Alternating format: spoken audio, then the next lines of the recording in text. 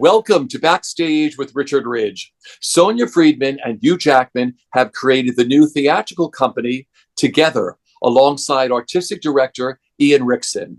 And in collaboration with Audible, they are presenting two fully staged plays in repertory at Audible's Minetta Lane Theater here in New York City. They are Sexual Misconduct of the Middle Classes by Hannah Moscovich, starring Hugh Jackman and Ella Beatty, and Creditors by August Strindberg, with a new version by Jen Silverman, starring Liev Schreiber, Maggie Siff, and Justice Smith, running through June 18th. And joining me now is Ian Rickson, who is director of both productions. Ian, welcome. Hi, Richie. Great to see you. Well, first of all, it's great to see you. How are you and where are you? I am in New York for the whole project. So I've got a 3-month stay in your fantastic city. I wanted to be there from the beginning, right through the run, because so much of the project is about craft and being present and exploring how the shows work. So you find me in your beautiful city enjoying the work.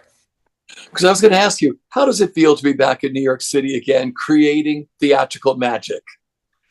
I don't know about the last bit, but it feels great to be in the city. And I think I so love making work in England, but I've found that I've been reminded on this project how much access to the inner life Americans have, American actors, how available they are in terms of being responsive. And also, it's been really interesting for me having a whole new creative team. Brett Benakis, my designer, Mikhail Suleiman, Isabella Bird. Like, it's all new and very fresh, and it's good to do new things. Well, let's talk about Together. Explain what it is and the mission. Thank you. Together is an initiative to very humbly create an environment for actors to be in relationship to each other, much more like the ensembles of the old days. We have a concern, I have a concern with a lot of my work, that only the elite can see it. And what will the future of theatre be if it gradually embraces more and more spectacle, the prices go up and up, and actually something that should be a popular art form becomes more and more elusive for the general public. So Hugh Jackman came to Sonia and I a while ago saying, I want to do more acting. I want to be more playful. And that allowed me to do the sort of history lesson that you will be completely inside, Richie. I went back to the Yiddish theatre, the tributary from the Yiddish into the visit of the Moscow Arts Theatre, the group theatre, of course. The same time, you've got the Federal Theatre Project. You've got so many interesting things, the studio. And, you know, I'm not even mentioning the avant-garde and the 60s and the 70s, but I went back to him with a kind of provocation, which was that the ancestors have a radical mission.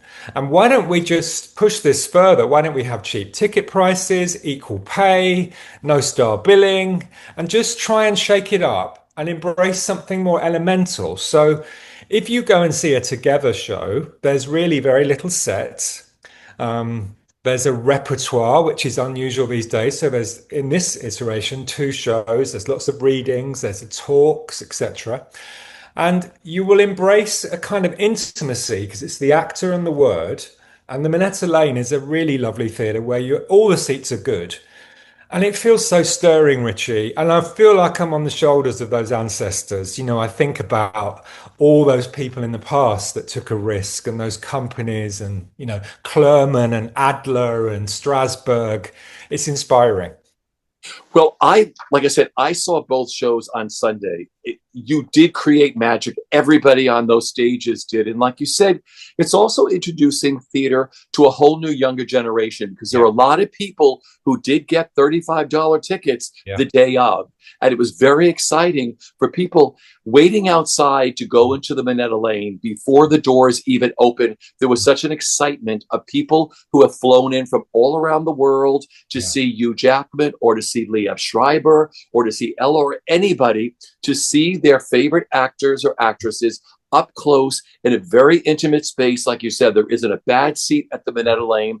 Just going back to their roots as actors, Yeah. going up there and doing what they do best. It's really exciting, just the energy in the room as the audience. Yeah. And I think those actors love it. I mean, Leo, for example, did the first X-Men film. He was Hugh Jackman's brother. And there's something about that partnership, two of the greatest actors of their generation in the company. And then, as you said earlier, introducing these young actors. I mean, of course, Maggie Siff is fantastic, but Justice Smith, who is phenomenal, Ella Beatty. And this is just our first go, company of five. We want to go bigger. We want to eventually get a space. We want to really be ambitious, but this is our humble offering for now. And I'm so glad you enjoyed it when you came. Now, let's talk about rehearsals because both of these shows run in repertory. Mm. So, what was your rehearsal process like? Did you work on both of them together? Talk me through that. Yeah, I mean, frequently it was one in the morning, one in the afternoon, sometimes separate days, and sometimes a little bit of bleed through where both companies were aware of each other. And that was really nice to have one company come and watch a run through of one, etc., etc. It was thrilling for me because, as I hope you felt, both plays speak to each other. They're entirely concerned with gender, with power, with sexuality, with desire, with things in our culture that we're really processing as the world changes. And so I found that really stimulating to go from one to the other. Now, let's talk about the two plays. So, how did you come up with Sexual Misconduct and then Creditors? How did you decide on those two? And Great. with Jen's adaptation of Creditors? Yeah. I would meet Hugh periodically in different workshops over the last few years, and I would just throw plays at him.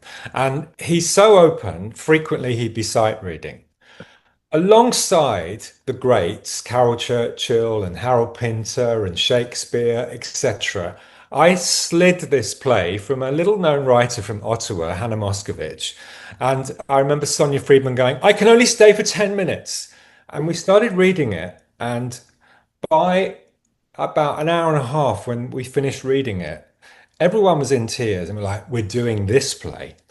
And then at the same time, in filtering through other plays, I'd always liked this play, Creditors, and we just sight read that as well. And I knew if I could get the right version of it, it could be a really interesting play about patriarchy, the construction of masculinity, about the female experience through that, and kind of have a correspondence with Hannah's play. And then I found Jen Silverman, and Jen so fed me. They have such a kind of openness, but a absolutely searing intelligence. It was thrilling. Both writers were around, going back to your question, Richie, about rehearsals. They got to know each other, and the writer and the word, that alongside the actor and the body. What more do you need? See, this is going back to old school when you have the writer, the actors, and the directors in the room together talking things out, creating, going back and forth. It must have been so, so exciting for you. It was. And just for example, I mentioned the group, but even reading Al Pacino's autobiography, Sonny Boy, like he puts down his experience doing Creditors in the 1960s, I think, in the village as a kind of absolutely cornerstone experience for him. And I think being in the village rather than in other places with all its history, and as you said, the queues around the block, the kind of institutions, Mamoons behind it, and the Stonewall Garden, and all of that, it feels like a neighborhood event. And some of the post-show talks we've had, they felt like town halls. People have really wanted to congregate because, as I hope you felt, both plays are very tender.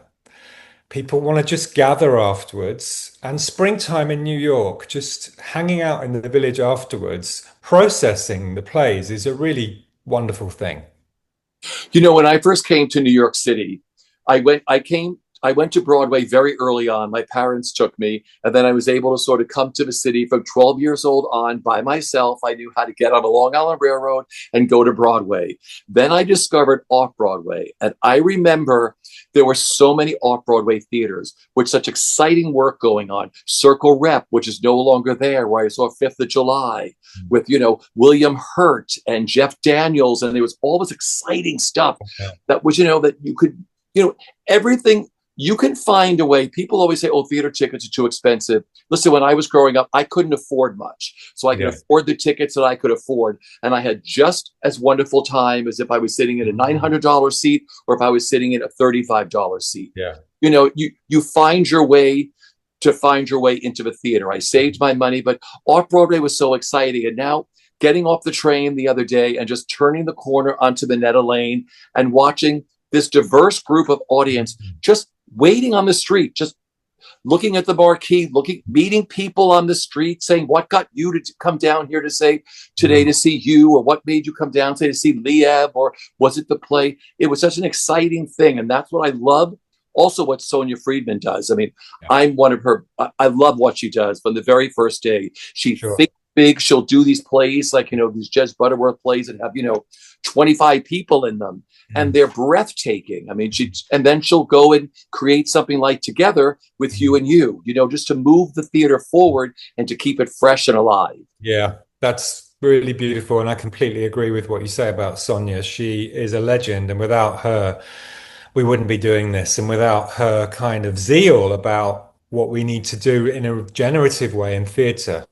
I mean, when you look back at that moment when you were 12 and you came in on the Long Island Railroad, and you look at now how some of the off-Broadway theatres are under threat, it's so important, isn't it, to find ways of, 100 seats a night are free on this, and they're from a lot of people in the area. So it feels like we're trying to plug the localism of theatre back in a bit as well, which feels to me very meaningful. We need that. But like I said, there's always a way. People say, how do I get a ticket to this? Yeah. There's always a way. Just look around to find a way. A cancellation line, get there. Listen, you may have to wait at 7 a.m. in the morning, but then go to breakfast and lunch and come back for a matinee and see Hugh Jackman or Liev Schreiber in the flesh right in front of you. That's nice. Yeah. So I want to ask you, like, I love Liev and I love you and the rest of the cast. What was it like working with them and creating these pieces with everybody you're working with? I mean, captivating, thrilling, challenging, because both plays go somewhere deep. I mean, actually, Creditors particularly, because it's this long night of the soul and everybody can identify. It's not like Strindberg can seem tough, but I think what Jen has done to the play, anyone can identify with it because it's just essentially two couples. That really took us to a deep place. And I think each actor, the transference of their character went into them. And I mean, of course, you want to do work of deep soul. And then I think on sexual misconduct of the middle classes, because it is, as the title suggests, dealing with misconduct, that was really intimate. And I couldn't have a better man than Hugh because he has such integrity. And he also has the courage to play this guy who's flawed.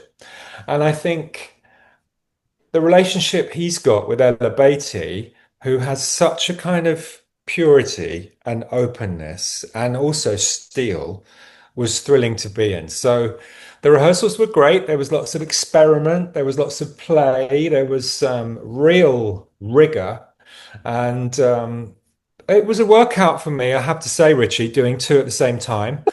But when you are in flow, however tired you are, however worried you are, when you're channeling deep song and you're in flow, the energy comes. I was always telling everybody, creative energy, your brain can expand. As long as you're creating, you have more space up there than you think you have, Amazing. And the same is true of the heart. So have they told you, have you had conversations with you and Liev now that the shows are up and running? I mean, what this means to them as artists, of just going back to the basics of how they started their careers in the theater and what this means to them? Of course. And I think for them to walk to work, to come out and there's not a big black limousine. They just jump on their bikes. They meet people who've seen the show. Um, there's something about that. And I have to say, not that they're lazy, because they're two of the least lazy actors I've ever met. I think all the actors love the repertory system because they might have a few days off and then they come back and they're the butterflies again and they've really got to find it. And then on some days, people see both plays, and that's really interesting when we because the repertory system allows that. But I think all of the actors feel what you're saying, that sometimes shows can be so inflated and bombastic, and there's the pressure of the billboard, and there's the complication of the number of weeks, and all of that. Whereas this is more folk theatre. It's two planks and a passion, and it gets them back to that core essence. And what we all want to do, we want to play. I want to talk to you about Audible too. What a beautiful combination to take together at Audible to work together, and what that has meant to you in working with the Audible Theatre Group with putting this together too. Yeah, I think Jeremy Blocker, who is at the Minetta Lane and works with Audible and runs the whole thing, he's a great partner. And Audible democratizes theatre. It gets writing out from Vladivostok to Alabama to Novosibirsk. Everybody can witness these plays, and recording them is so creative. Really interesting thinking about something that is a gathering in a space where all the heartbeats syncopate to something which is solitary through the ear, detonating in the psyche. They're a great company and they're a great partner. I was going to say, because I know these two are going to be recorded too, aren't they? Sure. So I mean, these audio plays now, anybody around the world who may not be able to get here to New York Yeah. can listen to this anywhere they want to, Yeah. in their backyard, in their bedroom, in the living room, anywhere. That's got to be so exciting to bring.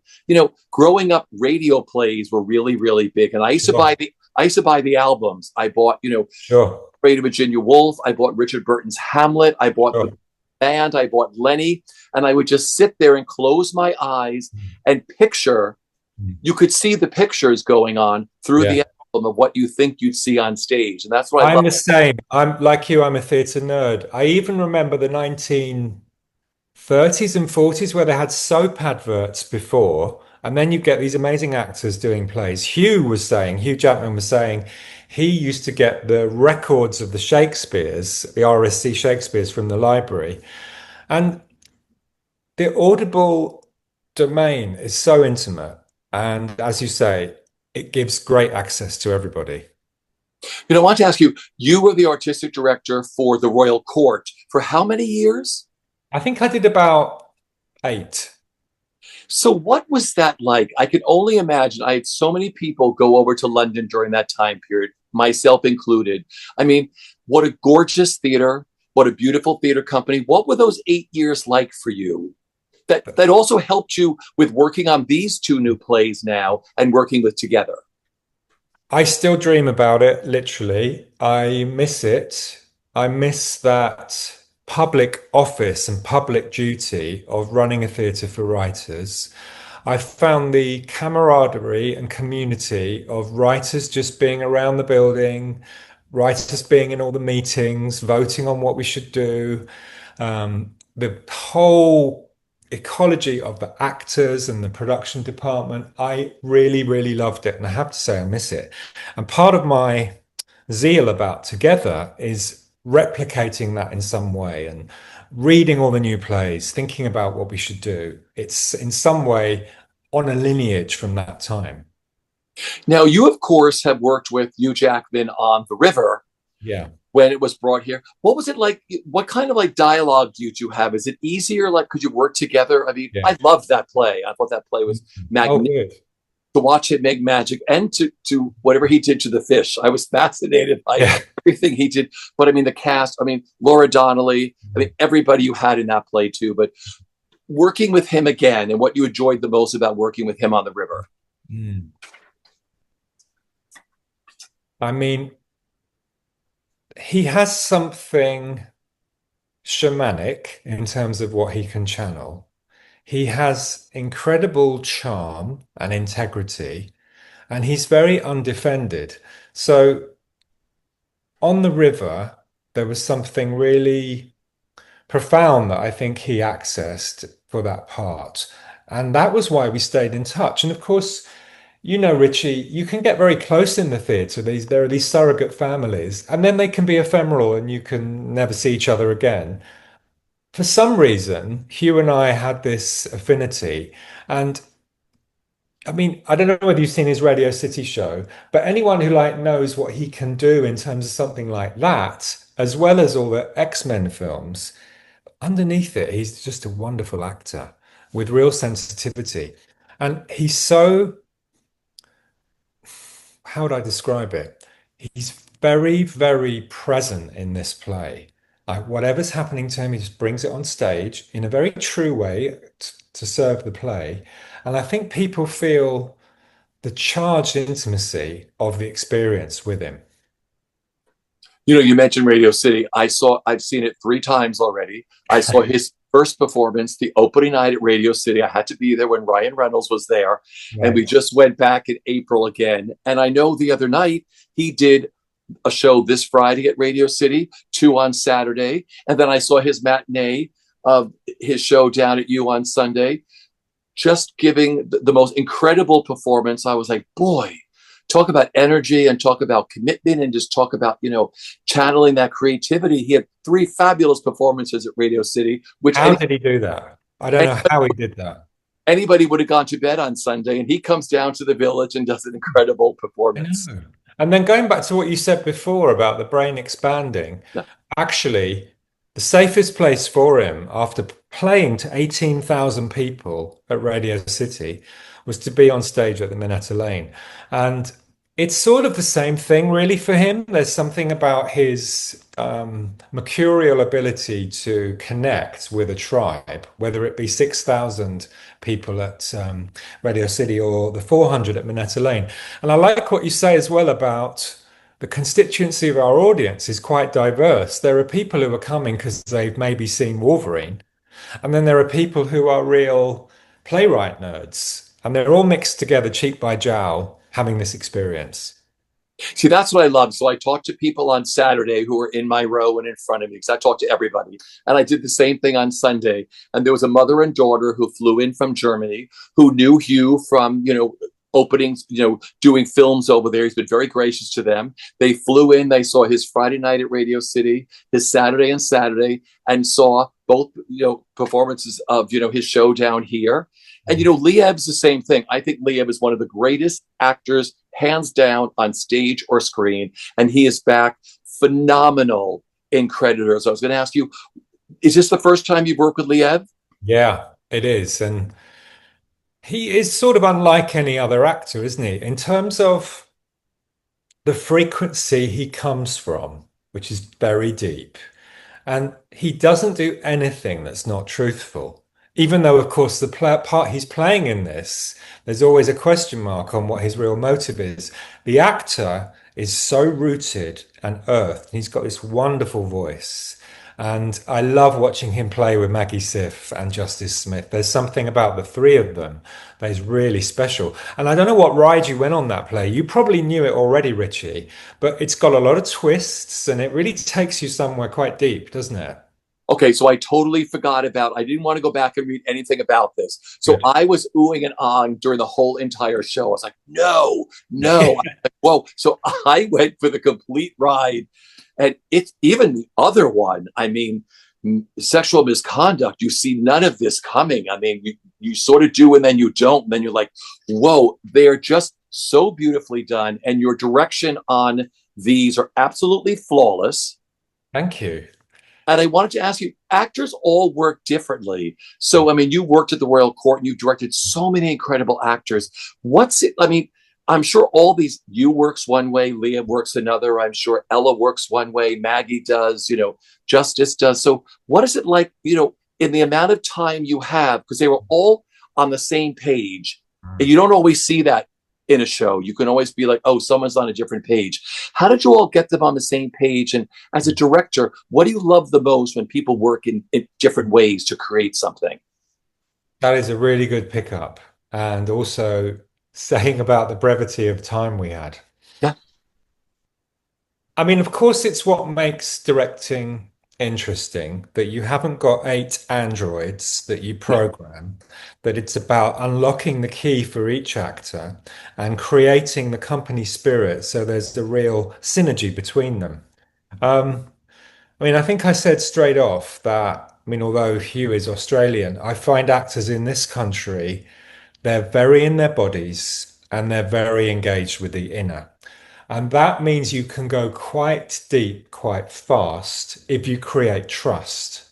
Um, I think they all were very like respectful and loved the fact that Jen was in the room and Hannah was in the room, and both of those writers were great portals. And my job's not to get in the way, to try and create the maximum empowerment for each actor to build the world so that when you come in, you're not. I mean, I love shows with video and I love spectacles, but actually, in this experience, I want your imaginative dominion and your soulful connection in maximum presence. And there's just a way on these plays I could do that. See, I love that. To me, it was just the words and the actor and the story. There was nothing to like distract you. Like, oh, here comes a set piece or here comes something. It was just, you just got invested from the second these people walked on stage and just followed this incredible journey until they took their vows. Yeah. Yeah, that's really special. And even the way they begin, just trying to make that very like functionally present. The actors come on in the kind of half light, and there's often no applause. It's just, oh, okay, here we go. So there's a seriousness, but also there's a lack of pretension, I hope, which can make the 100 people whose show it's the first time they're seeing just feel like, okay, I belong. I like Strindberg or whatever. Because I love the way Ella starts the show with Yeah. hers, and you don't know why it's being started that way, sort of. And then I'm like, at the end, you're like, whoa. Oh, Without, I'm glad. I'm glad you said that. you That's know, because I was not everyone notices that. So the fact you picked that out, I really like that. Oh, I said, why? I'm not giving anything away, but anybody, you have to go see these shows. Now, were you an actor first before you became a director? Not really, no. Yeah, I didn't think so. So, Yeah. what was it why did you want to become a director? And what made you say, I want to try to make a living at this? Yes. I mean, it's sort of a reckless decision. And I think even more now because the actual financial ecology of it is so hard. But I think it depends on how deep an answer you want. I think as a child, I was very attuned to the dynamics of my family, and particularly my mother, and her well-being was something I was very concerned by. And I think I helped and strove to support her managing her life. Then I think as I grew up, I was quite solitary and I loved reading, I loved films, I loved actors, and I would always note the actors in a BBC series or a Jimmy Cagney film. And my dad was a great educator about films, and he'd say, okay, but have you seen Hedy Lamarr in this film? It's on next week. Then I think there was an educative aspect to my family. My granddad was a teacher, my brother's a teacher, but I loved the creative act of working on plays at university. And directing is a wonderful example of being facilitative and also being creative. But it took me so long. And I always say this to my mentees or young directors I meet in their early 20s, like, if you can subsist, it's important just to live and to learn and to think and to ponder. Like, I didn't really break through until I was 30. So, it's a hard journey becoming a director, but it's such a wonderful job, Richie. I adore it. So, my final question for you is, what do you hope audiences leave with after experiencing these new plays that Together and Audible have put together in repertory? I hope they leave with feeling tenderized, feeling connected to their inner life, to the other audience members, to the actors and the writer. I hope they feel transported, and I hope they feel that however more technological and virtual all the arts are surrounding us, that there's nothing more dynamic than proximity to an actor and another actor, and that theatre can be the most radical and most powerful of all the arts when it works. It was amazing when the lights came up at both shows. People just started talking, saying, "Oh my gosh, what about this? And I didn't see that. And look at that. And I can't believe this." I mean, everybody had conversations just getting out of the rows and Yeah, walking up and talking to someone who wasn't even in their row, saying, "Wasn't that amazing? What did yeah. you think of this? Or when did you join? When did you think that was happening?" And then they No, all just emptied onto the street in front of the Netta Lane, and people just started to have yeah, conversations with everybody else before they left. yeah, It took me back to a time when I was like, wow, this is what theater should be. And this is what yes, Together at Audible is doing with this. It's just yes. having a great time and thinking and walking out and having conversations and just having a wonderful time between actor and audience. Yes, I think that's so right. And so much about Minetta Lane Yeah. and that location. I think it would be hard to do that on 42nd Street, but there's a sort of mingling that's very communal afterwards that's really beautiful. Yeah. You can just stand on the street without a car running you over or something. You could all, Yeah, no, you know what I mean? It's like you could do. stand there and look at the marquee and just have moments after you leave somewhere, which is really Yeah, special. yeah. Thank you, Richie. This has been so great catching up with you, Ian. Like I said, I've loved your work here in New York, and Thank you so much. I've seen your stuff in London. It's thrilling that the three of you are a part of this beautiful new venture that Together has done with Sonia and Hugh, and now with Audible. And the plays are running in repertory now through June 18th. Is that correct? Correct. Yeah, yeah. Please come. And as you say, there are tickets available if you are canny and persistent enough. Yeah. Find your tickets. You will not have a better time in the theater at either of these shows, and see two if you can. Everybody, will see you at the theater. Ian, great to catch up with you, my friend. Thank you, Richie. Great to see you. We'll see you all at the theater.